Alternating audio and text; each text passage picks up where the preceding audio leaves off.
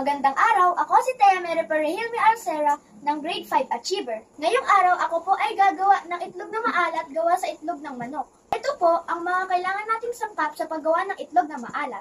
3/4 kilo ng asin, 1.5 na tubig, garapon na lagayan ng itlog, at ngayon po ako ay gagamit ng 1 dosenang itlog. Halika na at gawin na natin. Sa pagpili ng itlog, dapat ito ay puting-puti ang balat, makapal ang shell, at walang basag. Unang kailangan natin gawin ay hugasan ng mga itlog.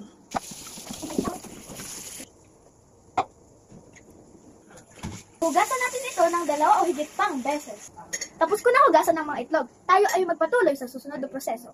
Maglagay tayo ng tubig sa kaldero, buksan ang kalan, at pakuluan ito. Kapag kumukulo na ang tubig, maaari na nating ilagay ang asin. Haluin ito at pakuluan upang matunaw ang asin. Kapag kumukulo na, maaari na natin itong patayin at palamigin.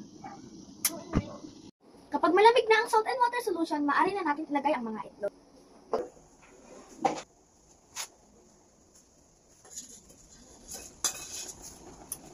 Siguraduhin nakalubog ang mga itlog.